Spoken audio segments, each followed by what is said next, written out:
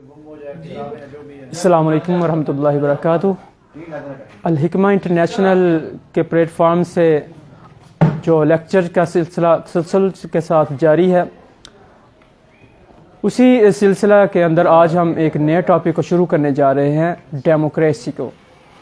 Democracy جو کہ دنیا کے اندر ایک پورا نظام ہے اور دنیا کے اکثر ممالک کے اندر یہ سسٹم رائج ہے،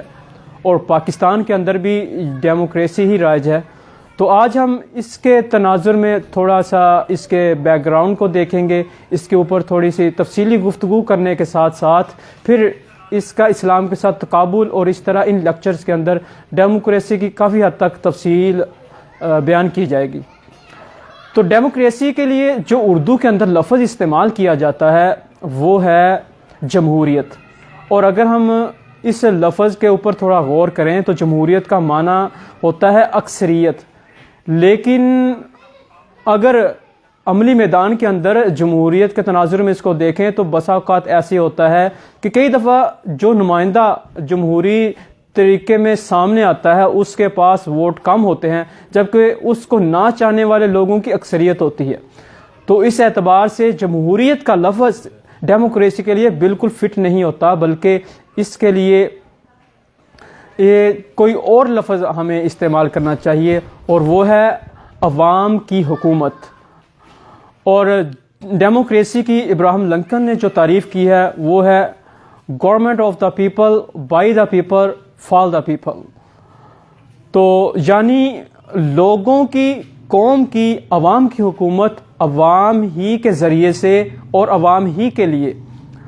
تو بظاہر تو یہ نعرہ ایک بہت خوشنما نظر آتا ہے، اور اس میں چونکہ مغرب کا سب سے جو اس وقت کا نعرہ ہے آزادی کا، اس کا اس میں کھل کے اظہار ہوتا ہے، اس لیے اس کو خصوصی طور پہ مغرب کے اندر اس نظام کو بہت زیادہ مقبولیت ملی، اور اس کے ساتھ ساتھ ایشیائی ممالک کے اندر بھی، پاکستان اور دیگر ممالک کے اندر کثرت سے یہ جو نظام ہے یہ رائج ہے۔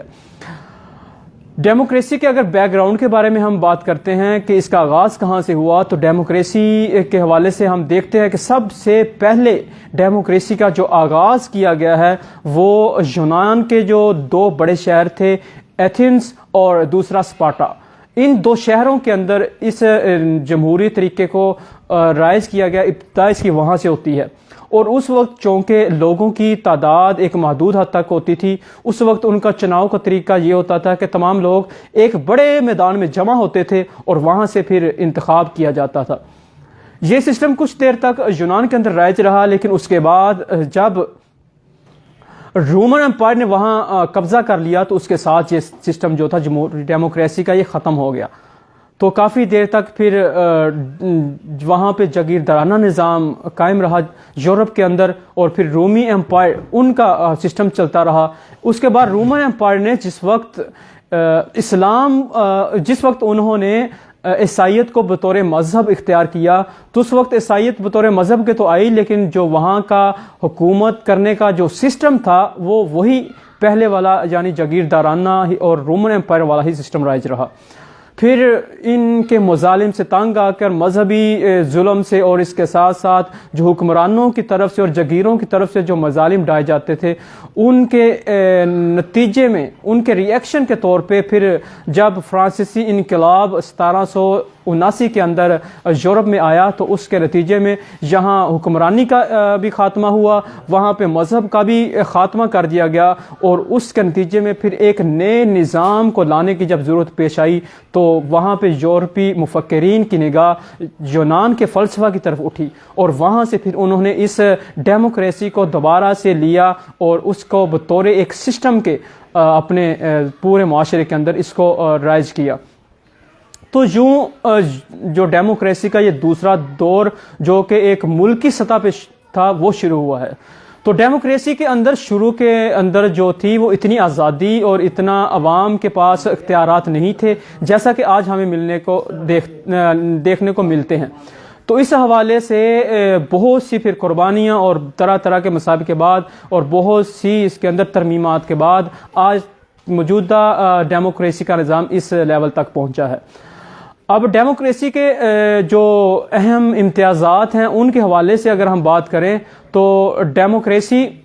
کہ جو سب ایک تو اس کے لیے بنیادی طور پہ ضرورت محسوس کی گئی نمائندگان کی، کیونکہ اب یہ ڈیموکریسی پورے ملک کی سطح پہ استعمال ہونے لگی، اور اس کے لیے اب کسی ایک محدود علاقے کے اندر محدود میدان میں جمع ہو کے اب یہ حق رائے دہی کا جو سسٹم تھا، جو انتخاب کا نظام تھا، وہ تو ممکن نہ رہا۔ تو اس کے لیے پھر حالات نے اس بات کا تقاضا کیا کہ کچھ ہر علاقے سے ایسے نمائندگان کو چنا جائے کہ جو وہ اپنے علاقے کی پوری نمائندگی کریں، اور پھر ان نمائندگان کے انتخاب کے لیے عوام کو اختیار ہونا چاہیے۔ تو اس کے لیے پورا وہ ووٹنگ سسٹم، اور اس کے بعد پھر وہ پارلیمنٹ کا سسٹم جو ہے وہ متعارف ہوا، اور پارلیمنٹ کا جو سب سے مین جو ذمہ داری تھی، جو اس کا سب سے بڑا مقصد تھا، وہ اس کا تھا بجٹ کی نگرانی کرنا، اور اس کے علاوہ اس کا تجاویز اور پھر اس کے ساتھ جو نئے منصوبے ہیں، نئی ترامیم ہیں، اس کے بارے میں آراء اور تجاویز دینا، یہ بھی اس پارلیمنٹ کا جو ذمہ داری کے اندر یہ شامل ہے۔ اس کے بعد سب سے جو اہم امتیازات ہیں ڈیموکریسی کے، وہ دو امتیازات ہیں، ایک تو ہے حقوق اور دوسرا ہے ضمانتیں۔ تو ہم ان حقوق، ان رائٹس کے بارے میں آج بات کرتے ہیں تفصیل سے کہ یہ رائٹس کس لیول تک اور کس کس حد تک اور کس کس فیلڈ کے اندر جو رائٹس ہیں ان کو لایا گیا اور سامنے اور دیے گئے ہیں عوام کو۔ تو ان حقوق، ان رائٹس کے اندر سب سے پہلا جو حق تھا وہ تھا نقل مکانی کا حق۔ اگر ہم ڈیموکریسی کے نظام کے رائج ہونے سے پہلے جو جاگیردارانہ نظام تھا یورپ کے اندر، اس کے اوپر ہم تھوڑا سا بغور جائزہ لیں تو وہاں جو عوام تھی، جو جاگیردار کے ماتحت علاقہ تھا، اس کے اندر رہنے والی عوام رعایا بھی اسی جاگیردار کی جاگیر کا حصہ ہی شمار کیا جاتا تھا، اور پھر وہاں کے لوگوں کو اپنی اس جگہ سے منتقل ہونے کی اجازت نہیں ہوتی تھی، بغیر وہ جاگیردار کی اجازت سے کسی اور جگہ پہ اپنی رہائش منتقل نہیں کر سکتے تھے۔ لیکن جب صنعتی انقلاب آیا تو اس کے نتیجے میں اب صنعت کے لیے، کارخانوں فیکٹریوں کے لیے مزدوروں کی ضرورت پڑی، تو اس ضرورت کے پیش نظر پھر لوگوں کو آزادی کا، انتقال کرنے کی آزادی کا حق دیا گیا کہ اب لوگ آزاد ہیں، جو جہاں چاہے آزادی کے ساتھ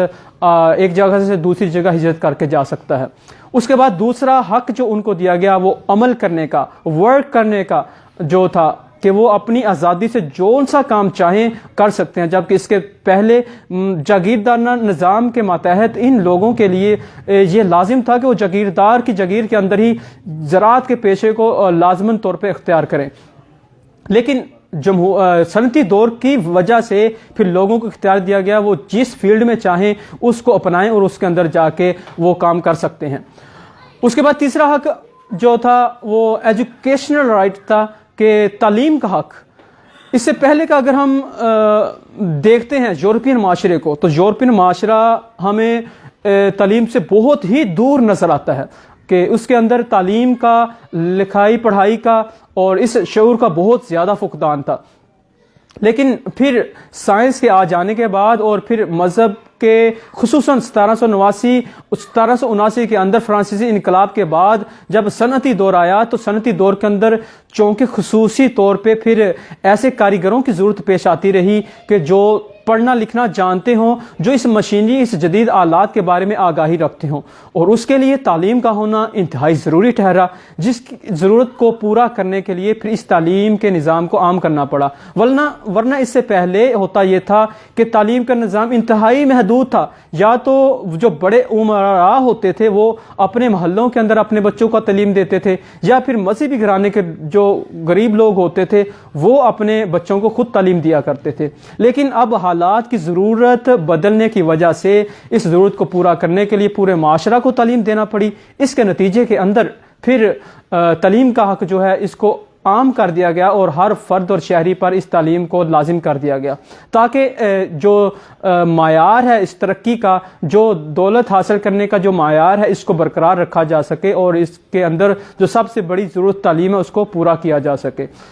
تو اس طرح پورے معاشرے کے اندر اور آج پوری دنیا کے اندر جو تعلیم پھیلی ہے، اس کے پیچھے یہ ایک بہت بڑا محرک یہ موجودہ جدید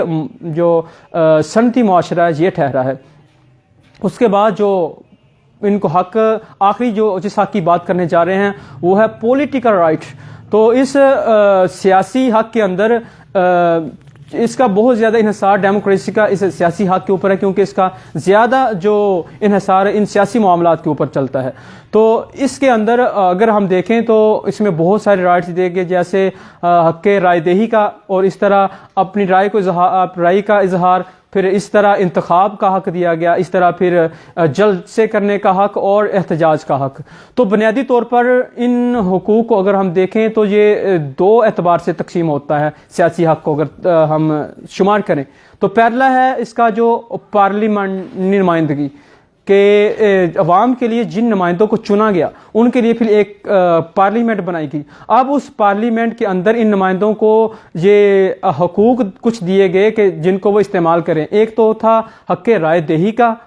کہ وہ جس کو چاہے چن سکتے تھے، انتخاب کا حق تھا، اور دوسرا اظہار رائے کا، کہ جانی کہ کسی بھی معاملے کے اندر ان کو پوری آزادی ہے، اس کے اوپر وہ ڈیبیٹ کر سکتے ہیں، اس معاملے کے اوپر وہ گفت و شنید کر سکتے ہیں، اس کے اوپر تنقید کر سکتے ہیں۔ بلکہ اسی زمرے کے اندر پھر حزب اختلاف کا بھی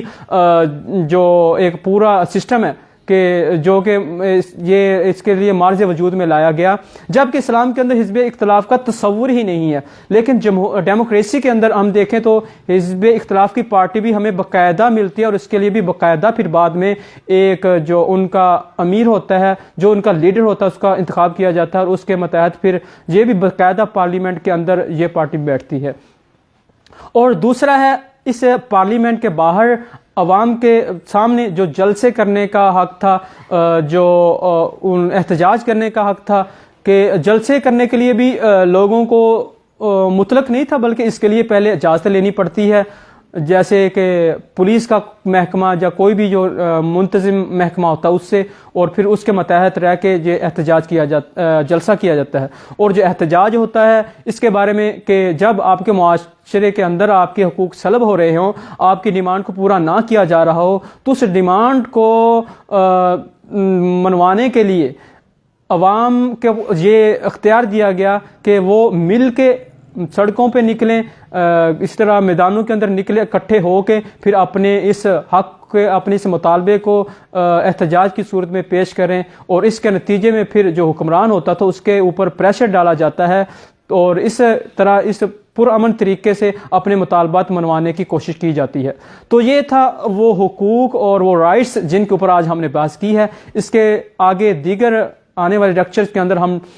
ڈیموکریسی کے اوپر انشاءاللہ تفصیل سے لیکچرز ہوں گے۔ تو اللہ سے دعا ہے کہ اللہ تبارک تعالی ہمیں اس کوشش کو قبول فرمائے۔ وآخر دعوانا الحمدللہ رب العالمین۔